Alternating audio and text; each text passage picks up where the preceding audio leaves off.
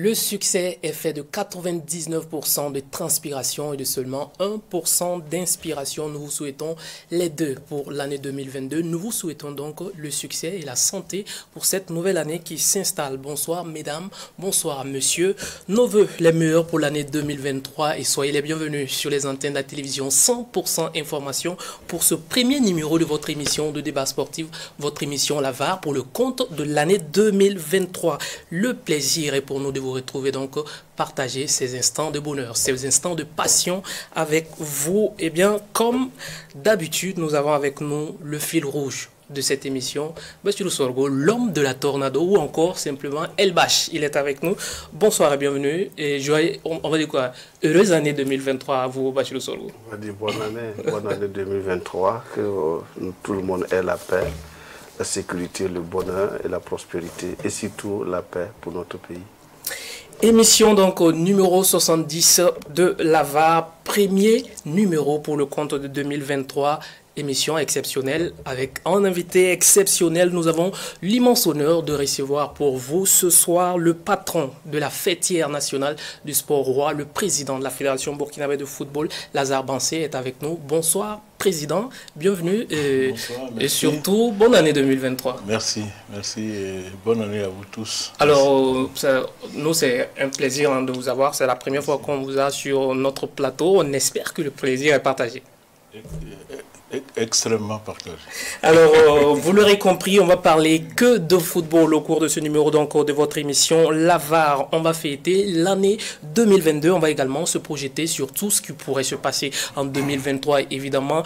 Pour les années à venir, on va donc parler de la vie de la fêtière nationale du sport roi, la vie de la FBF. Donc, on va parler également de la vie de des équipes nationales du Burkina Faso et du championnat de façon générale. Eh bien, on va commencer par l'actualité. L'actualité, Bassirou Sorgho, président, c'est incontestablement le bilan de la Coupe du Monde Qatar 2022, la Coupe du Monde qui s'est terminée donc du côté du Qatar, qui a marqué beaucoup de personnes. Déjà, avant le mondial, président, il y avait beaucoup de critiques autour de l'organisation de ce mondial-là par le Qatar, un pays arabe qui aurait quand même marché sur certains principes on va dire, des droits humains. Et au finish, il y a beaucoup qui sont unanimes à dire que c'est l'une des meilleures coupes du monde, dont Bassirou Sorgho, justement. Est-ce que c'est votre avis, président? Oui, c'est mon avis. J'ai été 2 fois à l'ouverture.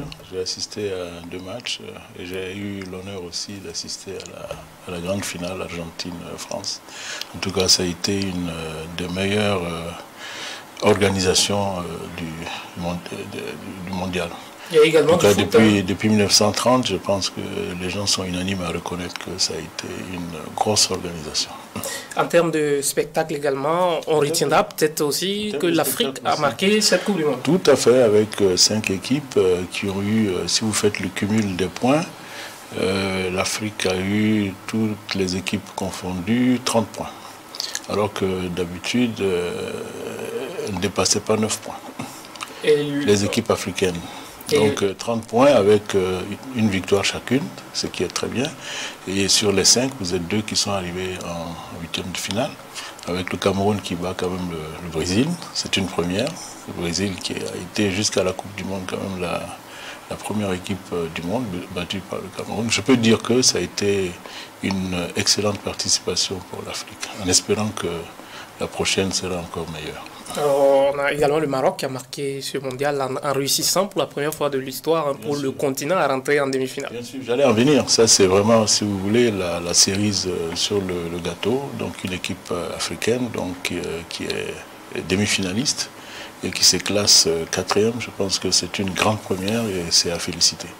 Alors, vous avez félicité aussi votre collègue, le président de la Fédération marocaine de football. Parce que je crois que c'était l'occasion de lui rendre hommage, parce que le président de la Fédération royale marocaine de football, depuis qu'il est à la tête de la fédération, a fait un gros travail. Je pense que c'est ce travail-là qui est récompensé aujourd'hui. Vous avez vu toutes les infrastructures qu'il y a. Il y a plus de 10 stades homologués par la CAF.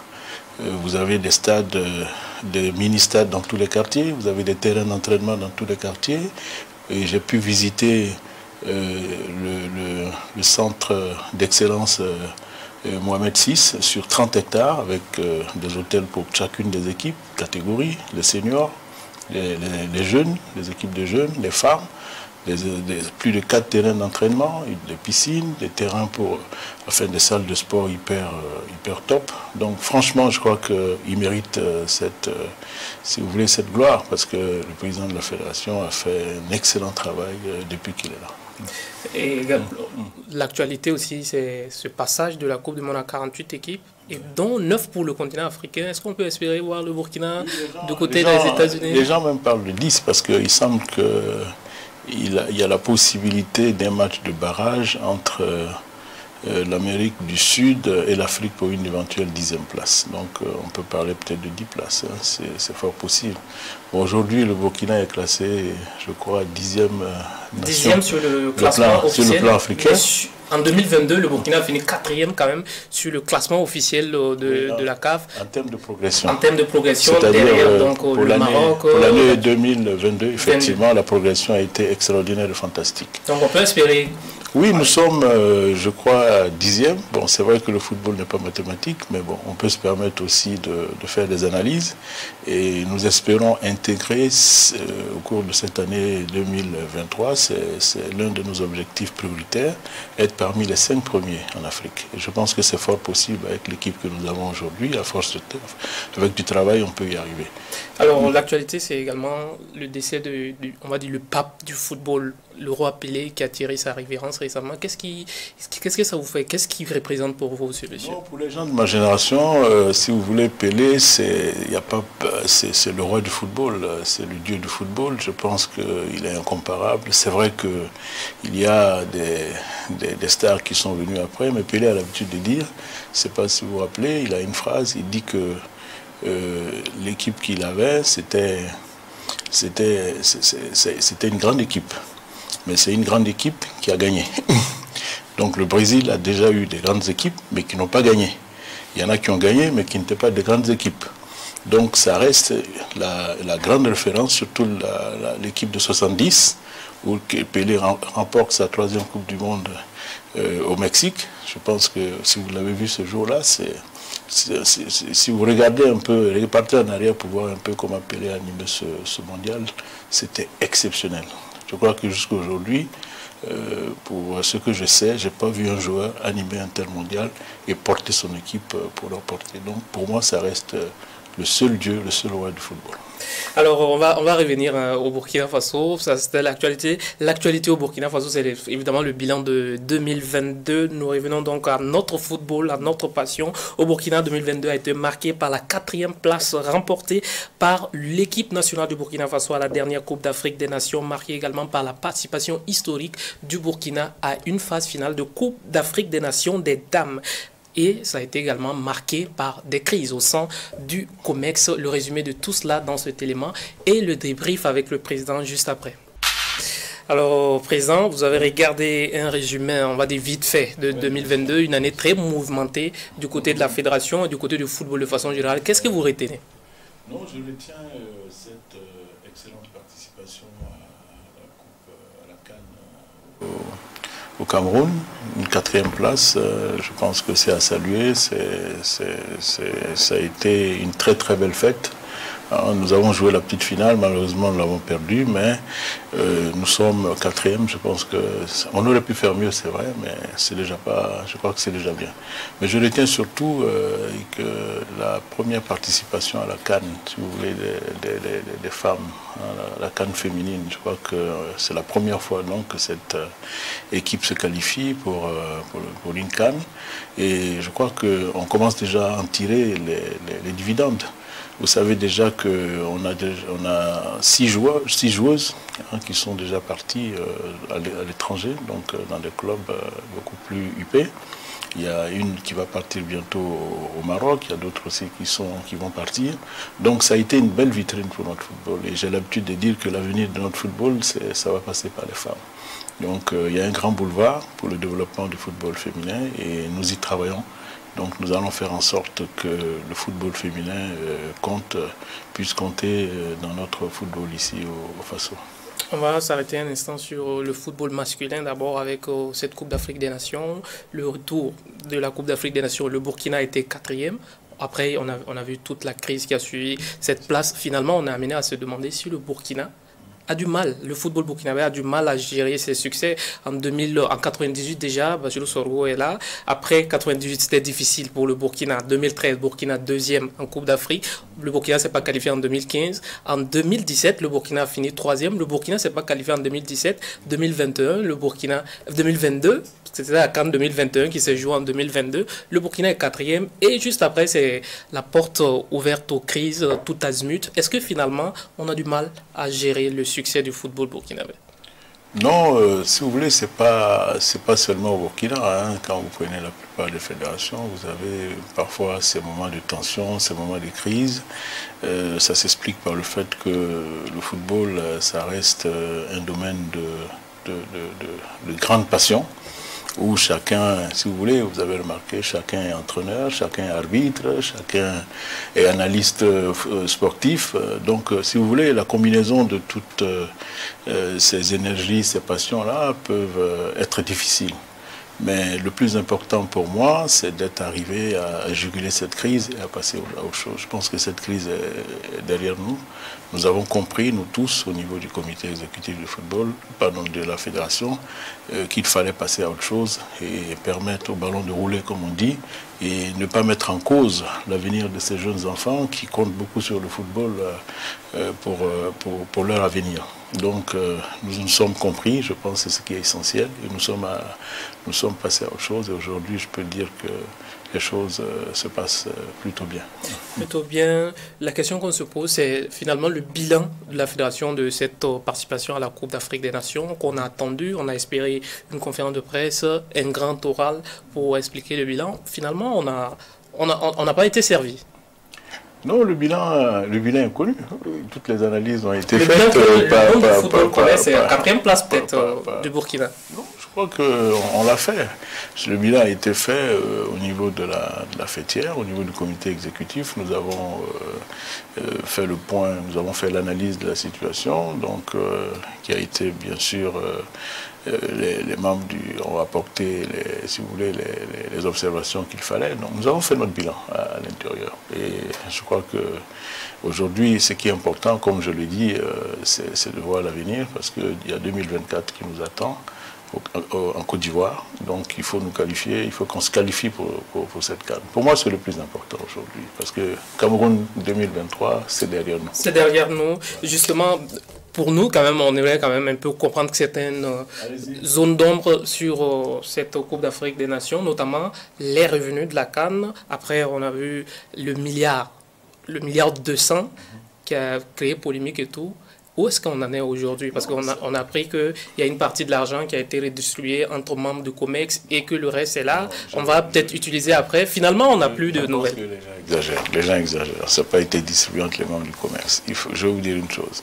D'abord, il y avait des reliquats de primes qui ont été donc gérés avec les joueurs. Ça coûtait 220 millions à peu près.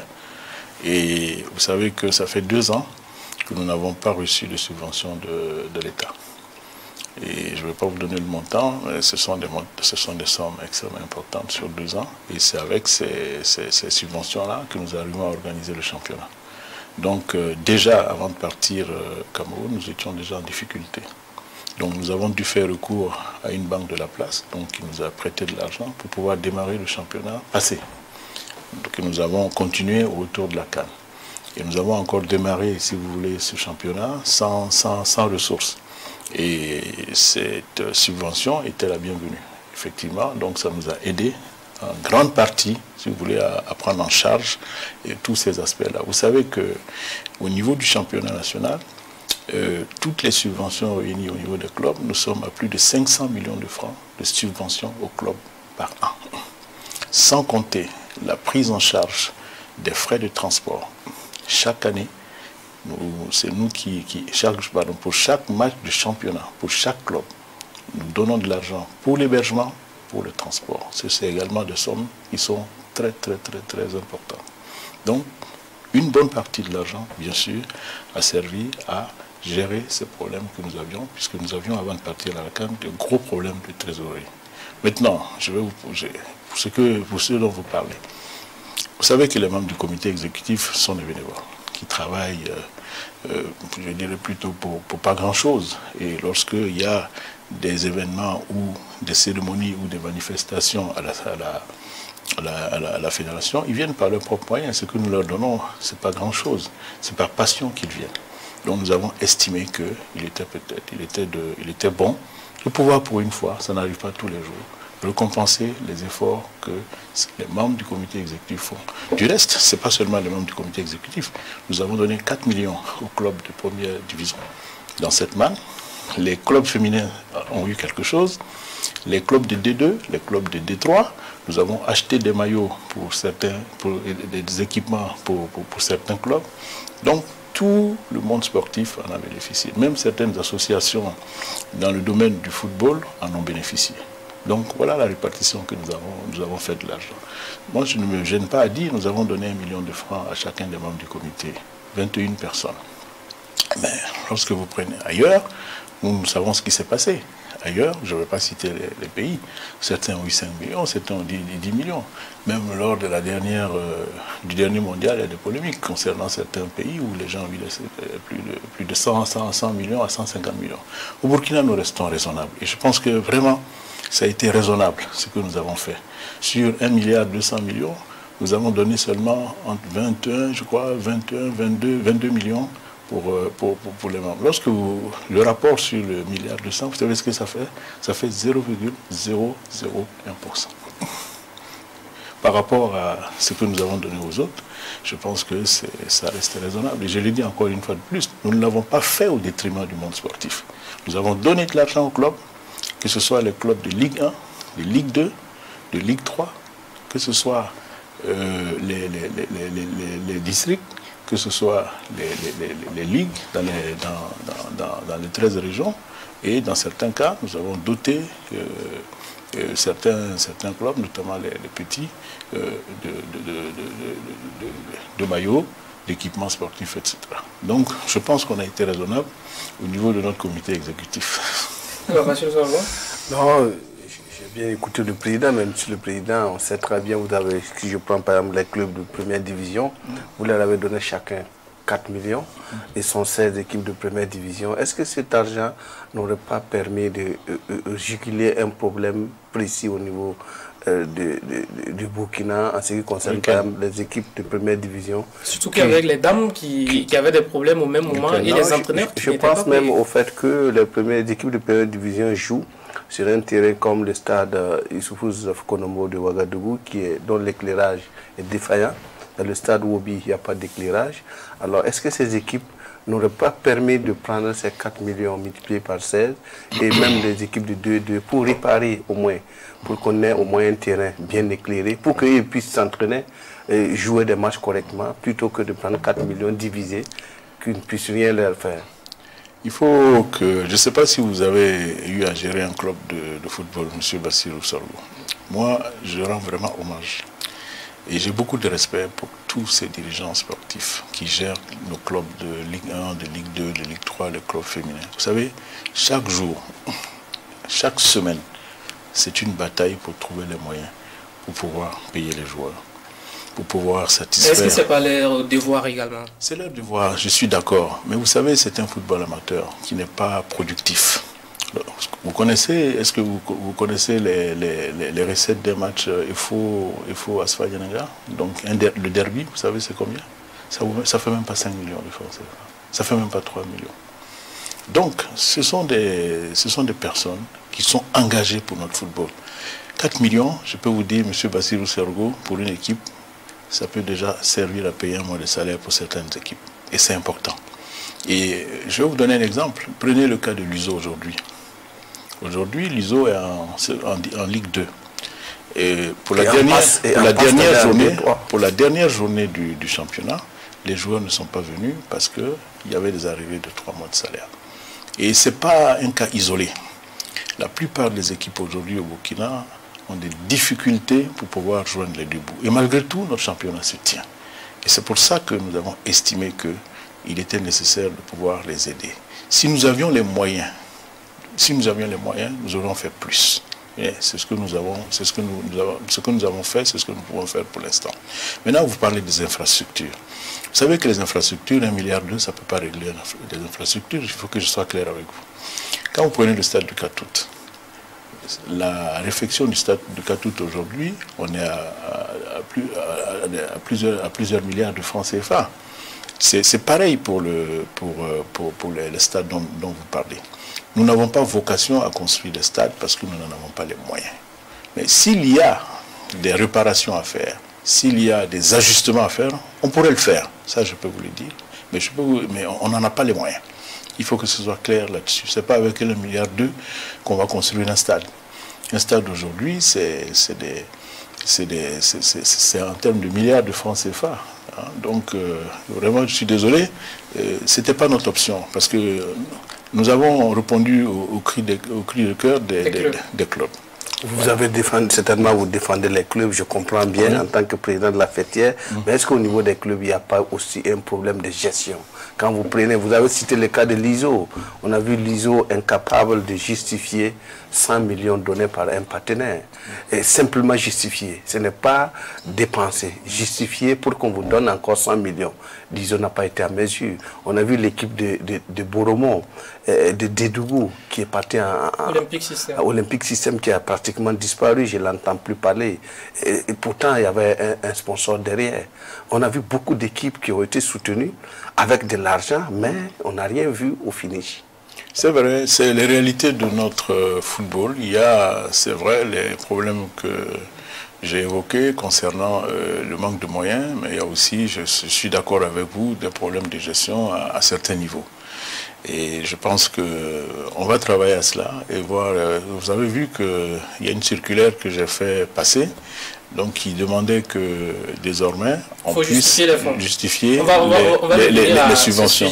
Mais vous avez vu déjà les difficultés il me revient qu'il y a certains clubs qui ne sont pas contents. Donc, c'est pas aussi simple que ça. Parce que, comme je le dis, vous savez, les présidents de clubs, c'est des bénévoles. Hein. Ce n'est pas des gens formés à la gestion des équipes.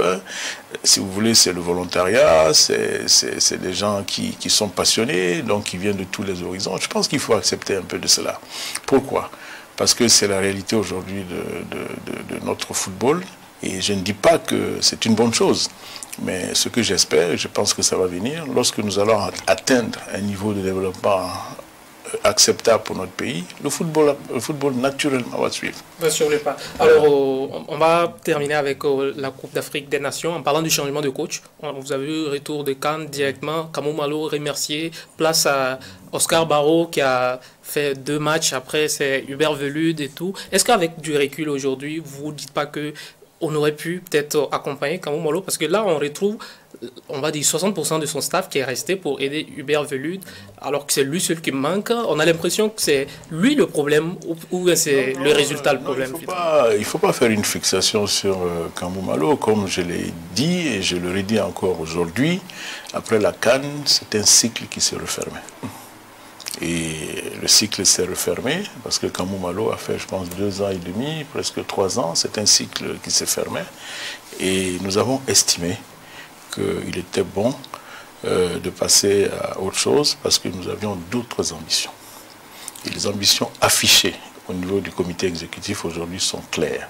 Après avoir été 4e, 2e, 3e, jamais 1er, nous avons estimé qu'il était temps de nous donner les moyens d'avoir d'autres ambitions. Et les ambitions que nous avons aujourd'hui sont très claires, c'est d'offrir à notre peuple une CAN. Et je pense que c'est possible. Vous pensez qu'avec un Burkinabé à la tête de l'équipe, c'est pas possible? Parce qu'on voit par exemple la Coupe du Monde, la dernière Coupe du Monde, les 5 pays qui ont représenté le continent étaient coachés par des nationaux. Le football, il est mondial.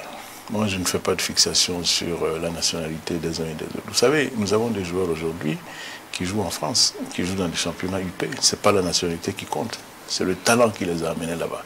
Donc moi, je ne fais pas la fixation sur la nationalité ou l'origine des entraîneurs. moi je me dis à un certain moment, quel est l'entraîneur qui fait notre affaire? S'il se trouve qu'à cet instant T, c'est un Burkinabé, on va le prendre. S'il se trouve qu'à cet instant T, c'est un Chinois, on va le prendre. S'il se trouve que c'est un Angolais, on va le prendre.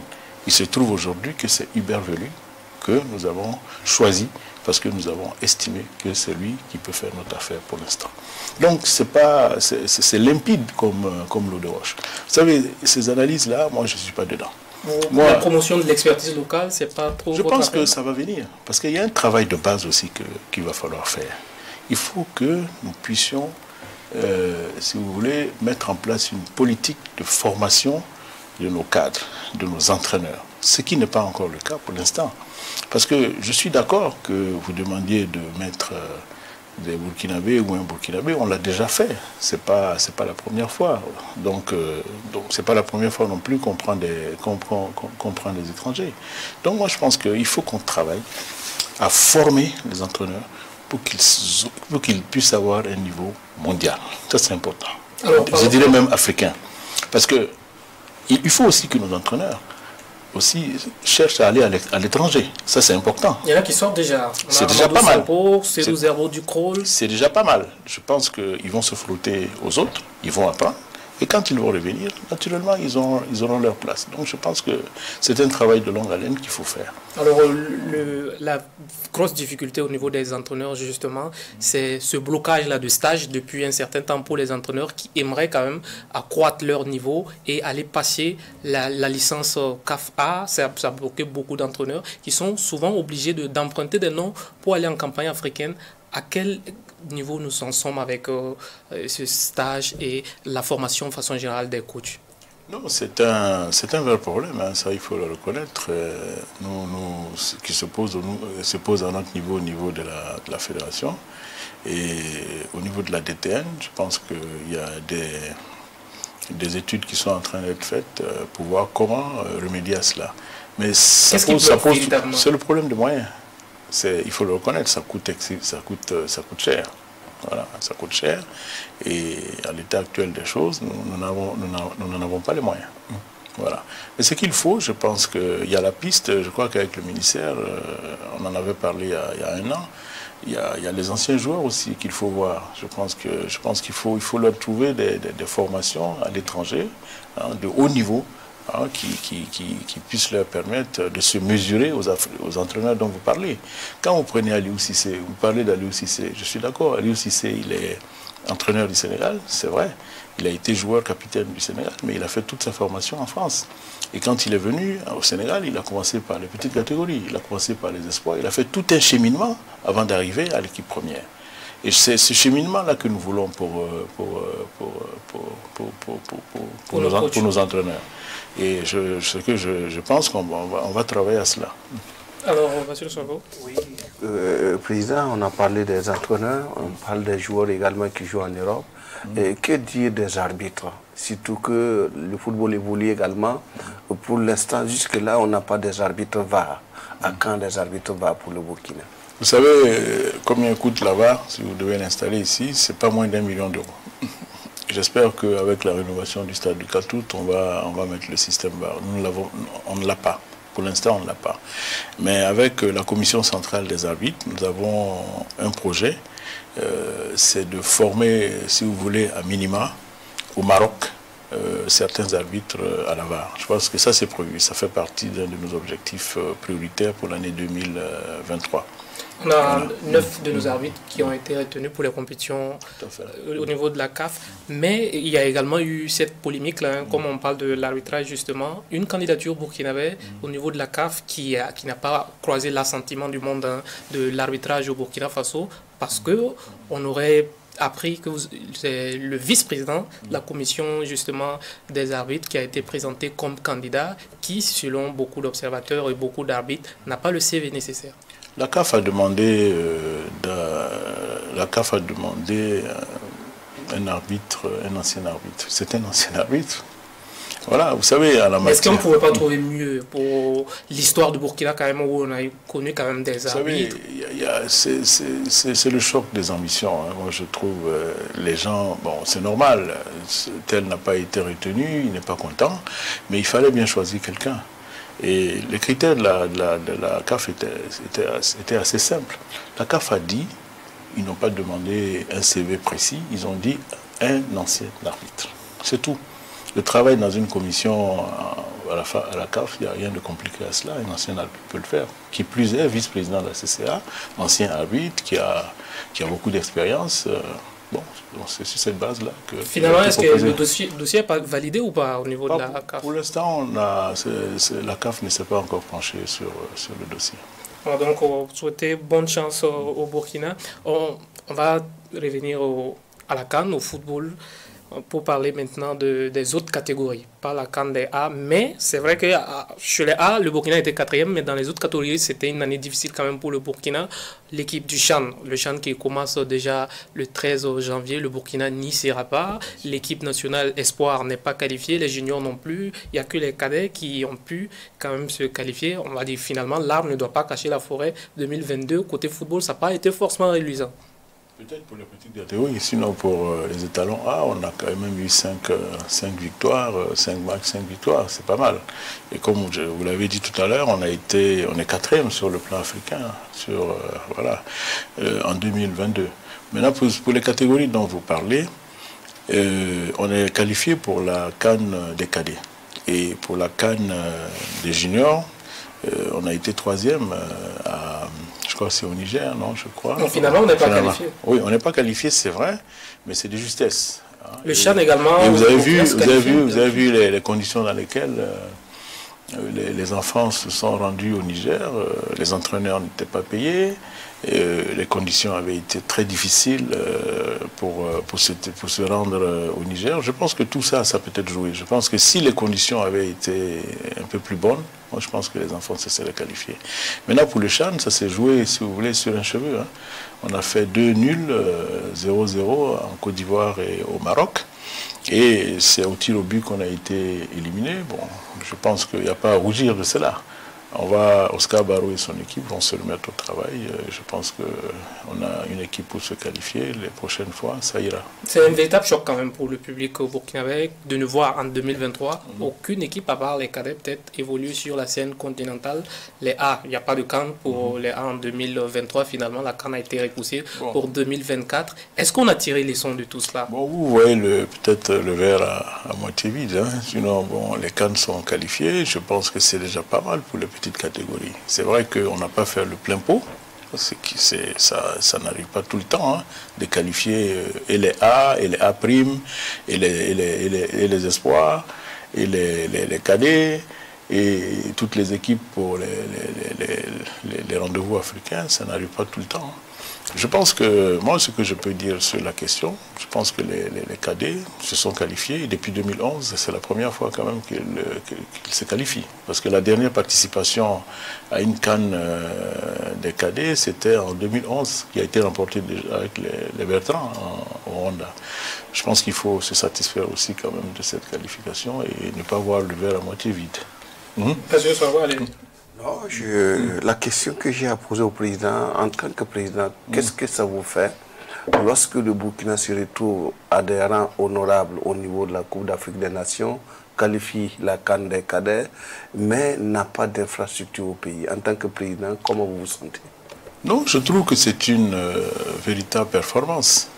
Lorsque vous comparez nos résultats, lorsque vous faites une comparaison, vous mesurez nos résultats aux moyens que nous avons, je peux dire que c'est un taux d'efficacité très élevé.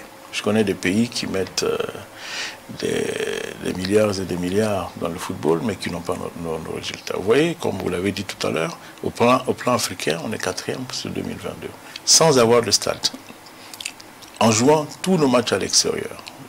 Et ce que je peux vous dire, ça handicape aussi nos équipes nationales. Il faut le reconnaître. Le fait de jouer ailleurs. Le fait de jouer à l'étranger, c'est un véritable handicap pour nous. Je vous donne un exemple simple. Lorsque nous sommes allés jouer avec les espoirs au Bénin, vous savez que le public béninois s'est retourné contre nous. et supportaient l'équipe adverse. Alors que c'était nous qui étions supposés recevoir l'équipe au Bénin. Ce n'est pas notre stade, c'est tout à fait normal, chacun fait ce qu'il veut. Donc jouer à l'étranger, ça coûte non seulement cher financièrement, mais sur le plan des résultats, ça peut jouer parce que vous n'avez pas votre équipe, vous n'avez pas votre public. Et les joueurs se sentent vraiment orphelins. Et je pense que c'est une difficulté que nous avons rencontrée ces 2 dernières années. Et nous espérons vivement que, heureusement qu'au niveau de l'équipe A, ce sont des joueurs expérimentés, hein, qui ont un mental fort et qui arrivent, si vous voulez, à se surpasser pour nous faire des résultats. Sinon, rencontrer une équipe adverse sur un terrain à l'étranger, c'est ce que je ne souhaite pas ça vraiment. Un président. Alors on va revenir aux infrastructures, mais en attendant, parlons justement des autres catégories où les coachs ont passé toute l'année pratiquement sans salaire. Est-ce que finalement, le bout du tunnel a été trouvé? Parce que le ministère avait promis de trouver la solution. Finalement, 8 mois ont été versés aux entraîneurs. Il reste encore des arriérés. Comment déjà vous expliquer cet état de fait-là? Et dites-nous si finalement il y a une solution pour la suite des versements. Non, c'est réglé. C'est ce que moi je retiens. Et là, je voudrais remercier le ministre des Sports, c'était lié à quoi? Monsieur Sirima, donc, qui, dès son arrivée, a débloqué la situation, donc a permis à ces pères de famille, c'est important, de toucher leur salaire et de pouvoir s'occuper aussi de leur famille. Parce que ce sont des entraîneurs nationaux dans tous les pays du monde. Il y a des entraîneurs nationaux avec leur staff. Et dans le cas du Burkina, depuis plus de bientôt 25 ans, ces salaires sont supportés par l'État. Et c'est ce qui a été fait. Et je remercie encore une fois de plus le ministre, le gouvernement. Donc, c'était lié à quoi? Est-ce que finalement c'était, on va dire, manque de volonté du côté des autorités ou le problème venait de vous, au niveau de la fédération? Parce qu'on aurait appris qu'il y avait beaucoup de dossiers au niveau du ministère. Il y avait 29 dossiers. Mais ça a toujours été comme ça. C'est des contrats que nous avons renouvelés. Donc, il y a toujours eu des entraîneurs de cadets avec leur staff. Il y a toujours eu des entraîneurs, des juniors avec le staff. Il y a toujours des entraîneurs de l'espoir, etc. Est-ce que cette n'était pas assez élevé? Au contraire, si vous avez remarqué, qu'est-ce que nous avons fait? Nous avons regroupé les équipes. Vous avez le même staff pour les U15 et les U17. Vous avez le même staff pour les U20 et les U23. Au contraire, nous avons même fait des économies. Et j'ai demandé à la DAF la dernière fois de me faire le point par rapport au salaire passé et par rapport au salaire que nous avons proposé au ministère. Nous avons un gain de près de 60 à 70 millions sur l'année. Ça veut dire que le budget n'a pas explosé. Au contraire, nous avons économisé sur les budgets antérieurs. Ce qui nous est revenu, c'est qu'il y avait des contrats extra pour les conseillers du président et d'autres personnes autour. Aucun conseiller n'a un contrat avec la fédération, avec le ministère. Je crois qu'il faut cesser aussi de dire ce qui n'est pas vrai. Ce qui s'est passé, c'est que nous avons apporté des innovations. Nous avons constaté qu'au niveau des équipes nationales, il y avait, si vous voulez, des difficultés à organiser, si vous voulez, une certaine partie du travail. Donc, nous avons créé des postes qui prennent en compte ces aspects-là. C'est tout. Ça concerne 2 ou 3 personnes, pas plus.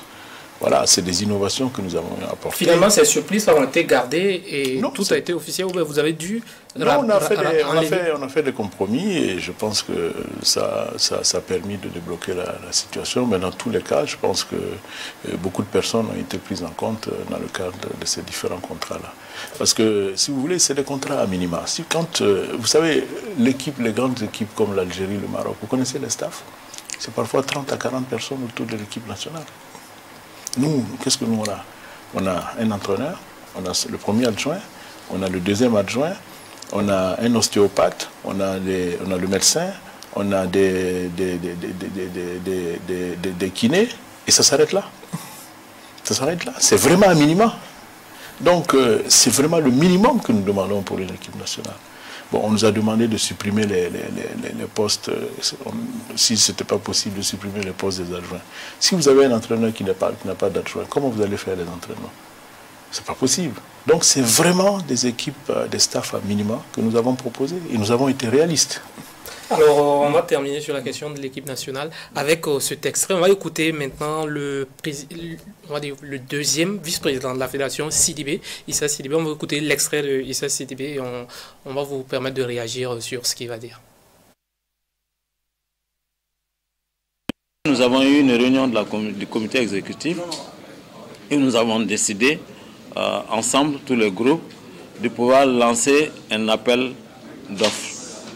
Un appel d'offres pour tous ceux qui sont candidats équipementiers potentiels à pouvoir soumettre, que ce soit des nationaux, que ce soit des étrangers, y compris Puma, afin qu'on voit les offres qu'ils vont nous faire, les avantages qu'on peut en tirer pour retenir définitivement. Alors, Président, vous avez écouté Bassirou Soro, vous étiez à la conférence, on nous a annoncé qu'il y aura, il y aura des appels d'offres pour pouvoir définitivement savoir qui de Puma et de Tovio va définitivement habiller l'équipe nationale de Burkina. Après, on n'a plus de nouvelles. Qu'en est-il? Le constat qu'il faut faire par rapport aux équipementiers que nous avions eus jusqu'à aujourd'hui, quand nous les comparons à ce qui se passe dans les autres fédérations, il y a un véritable manque à gagner. Vous savez que la Côte d'Ivoire, avec Puma,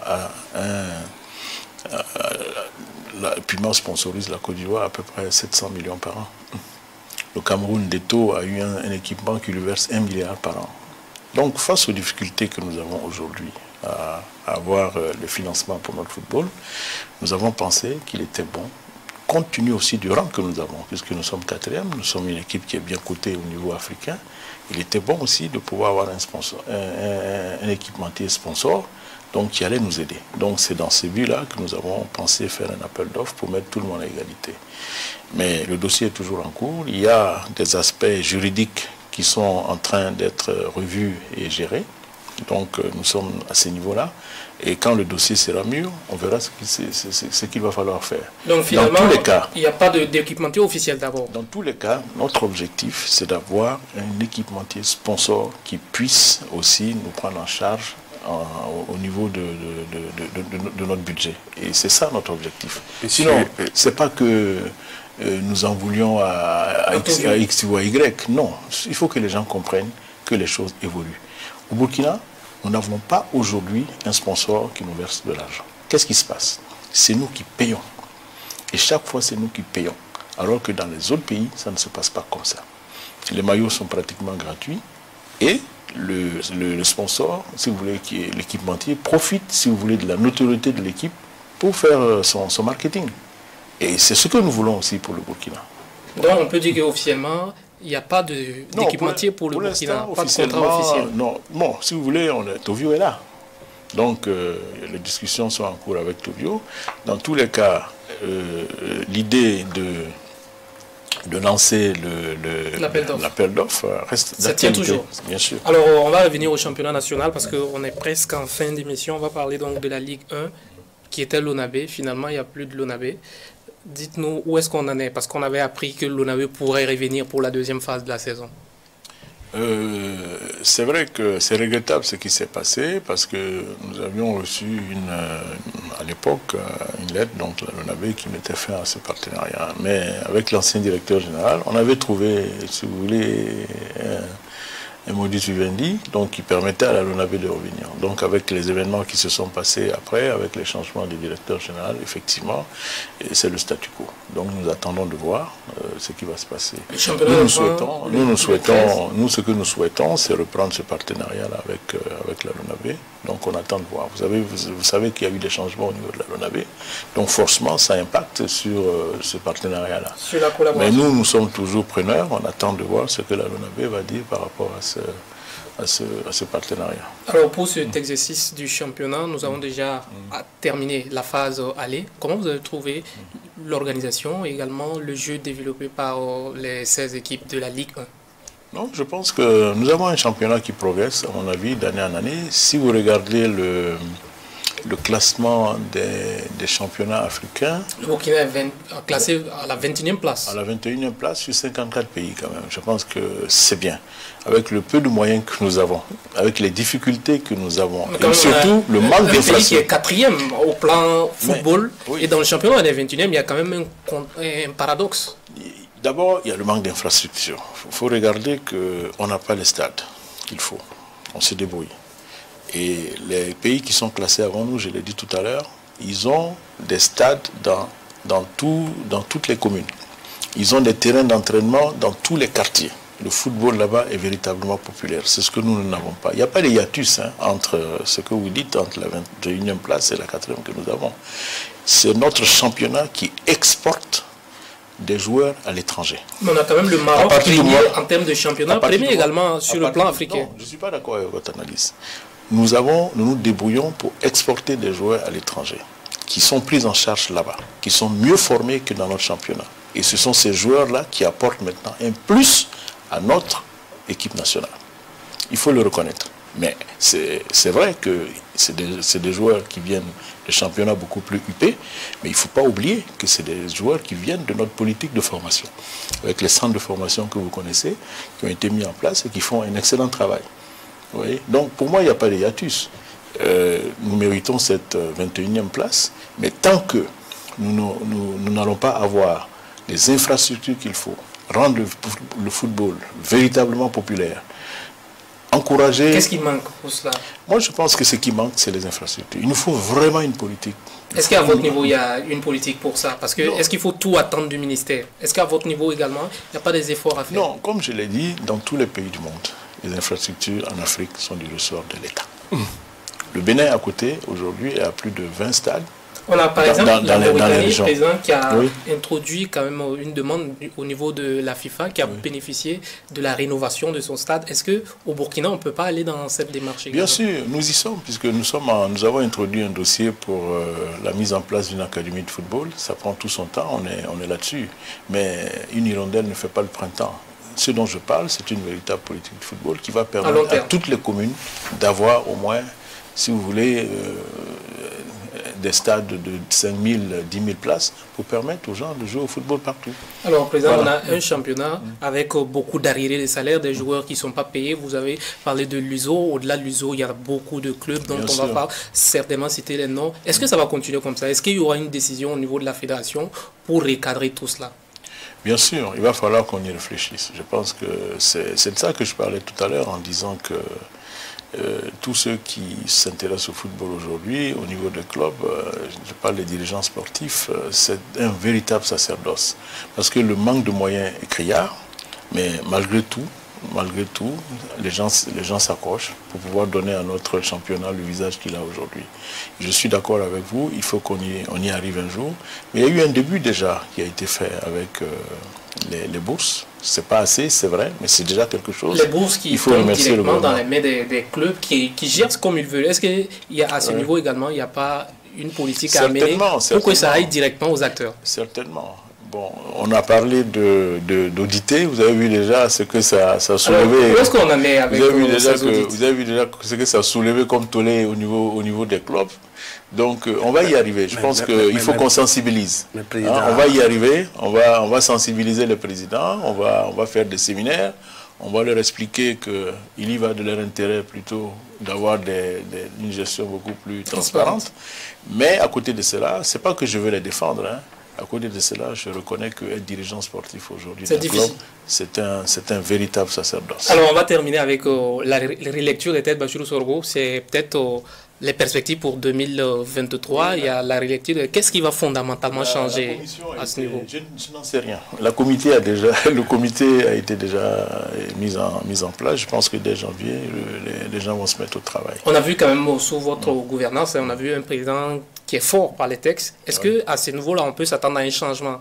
Est-ce que déjà vous, à l'épreuve de ces textes-là, vous vous êtes rendu compte qu'il faut peut-être affaiblir un peu le président? Effectivement, je crois que les textes que nous avons aujourd'hui peuvent être améliorés. Et je pense qu'il faut aller dans ce sens-là. Il faut voter désormais. Il faut aller à les améliorer. Mais je vous donne une information. La CAF aujourd'hui, nous allons aller dans ce sens, est en train de travailler à mettre en place des textes consensuels pour toutes les fédérations. Pour éviter les crises. Vous avez vu les crises qu'on a eues au Burkina, il y en a eu au Mali, en Côte d'Ivoire, ça s'est terminé en Guinée, au Tchad, au Cameroun, ça s'est terminé par les comités de normalisation. Je pense que la CAF et la FIFA en ont tiré les conséquences. Et je pense que le comité que nous avons mis en place va étroitement travailler avec la CAF pour avoir d'abord, premièrement, des textes consensuels et deuxièmement, des textes en conformité avec les textes de la FIFA et de la CAF. Est-ce que la volonté à votre niveau, c'est pouvoir faire les élections? Parce que les élections se pointent, la lecture est là, on voit tout de suite le rapport. Est-ce que c'est... Il n'y a aucun rapport. Je vais vous dire une chose, on ne peut pas utiliser des textes pour gagner une élection. Si vous voulez gagner une élection, il faut avoir l'adhésion des électeurs, notamment des clubs. Si vous avez l'adhésion des clubs, des électeurs, quelle que soit la nature des textes, vous allez passer. Vous allez passer. Donc, ce n'est pas les textes qui font le président. Donc, je ne suis pas, si vous voulez, dans cette optique. Moi, je reste très transparent sur le sujet. Les textes seront les textes que les électeurs voudront, c'est-à-dire ceux qui sont dans les commissions, dans la grande commission pour la relecture des textes. Alors, Président, on est en fin d'émission. On va vous poser quelques questions à un de nos internautes très rapidement. Oui. Il y a Nabi Bayala qui parle du stade. On en a un peu parlé. Donc, nous avons entendu parler de la possibilité d'organiser la Coupe d'Afrique des Nations par le Burkina Faso. C'est la question d'Alassane Zongo. Vrai ou pas? C'est difficile dans le contexte que nous traversons aujourd'hui. Ça aurait été une très très bonne idée pour remettre nos infrastructures au goût du jour. Mais malheureusement aujourd'hui, je pense que le Burkina a d'autres priorités. Match Burkina-Togo, ça sera en mars. Est-ce que ça sera au stade du 4 août? La question de Adama Sawadougou. Il faut dire que c'est ce que nous souhaitons. Parce que est-ce que c'est possible? Parce qu'on est déjà en mars quand même. Je n'en sais rien, mais c'est ce que nous souhaitons. Mais quand vous faites la demande du match, généralement on donne là où le match doit se disputer. Est-ce qu'au niveau de la fédération, vous avez mis le stade du 4 août? Non, pour l'instant, non, parce que nous n'avons pas les informations comme quoi le stade sera prêt donc, c'est pas encore certain. En mars. Il y a beaucoup de certitudes. Mais si le stade est prêt en mars, on jouera au stade du 4 août. Alors, on a Kadri Yoda qui nous demande comment faire pour que les joueurs du championnat puissent vivre de leur travail. C'est d'avoir des sponsors et c'est de relever le niveau de jeu pour attirer les sponsors et aussi que les sponsors s'intéressent à notre football, qu'on diversifie les sources de revenus, que les clubs puissent avoir de grands moyens pour pouvoir faire de notre championnat un championnat de référence. La diffusion du championnat, c'est la question de Cheikh Sawadogo qui demande est-ce que la fédération pense à la diffusion du championnat en créant peut-être une télé? Nous avons discuté avec différentes télés qu'il y a, malheureusement on ne s'est pas entendu parce qu'il y a un paradoxe ici au Burkina avec la fédération. Lorsque vous demandez à une télé de diffuser les matchs du championnat, c'est vous qui devez payer. Nulle part au monde on ne voit ça. Alors, nulle part, c'est les télés qui payent. Dans tous les pays du monde, c'est des droits de télé qui sont vendus. Donc nous, on nous demande de payer pour faire diffuser. C'est là la difficulté. Alors, Blaise Bago, une dernière question, la préparation des U17, c'est ce qu'ils demandent pour la CAN. Ça se passe bien. C'est vrai qu'on n'a pas les moyens qu'il faut, mais on est en train de voir avec le ministère quel stage on peut leur faire pour nous représenter dignement à cette CAN-là. Alors, on est en fin d'émission, Bassirou Sorogo. On va juste demander au président de regarder très rapidement quelques images et donnez-nous ce que vous pensez de ces images-là très rapidement. La première image avec Kader Ouedraogo. Qu'est-ce que vous pensez de ce monsieur Aristide Bansé?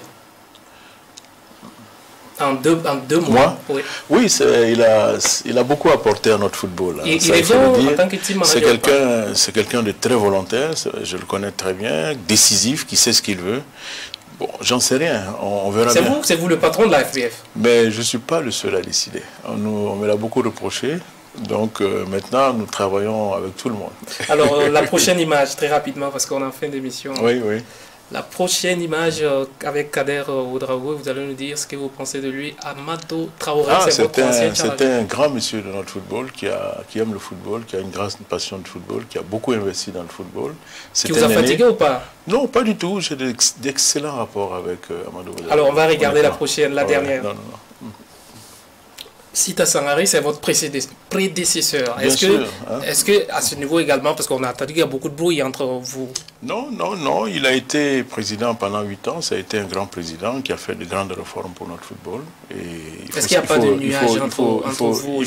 Il faut saluer ce qu'il a fait. Évidemment, entre les personnes, il y a toujours il peut y avoir des incompréhensions. Mais c'est la vie. Un jour, on se retrouve. Et j'espère qu'on se retrouvera un jour. Alors, nous, on va se retrouver certainement donc, la semaine prochaine pour un autre numéro de votre émission, la VAR. C'est tout. Ça passe vite quand on a le président de la Fédération de football avec nous. On espère pouvoir vous avoir prochainement pour épuiser d'autres questions avec vous. Merci de nous avoir fait l'amitié d'être là. C'est moi qui vous remercie. On était également avec El Bash, Bassirou Sorogo, l'homme de la Tornado. Bassirou Sorogo, merci d'avoir été là. Et nous, on se donne rendez-vous la semaine prochaine pour un autre numéro de votre émission La VAR. En attendant, prenez soin de vous et une fois de plus, bonne année 2023.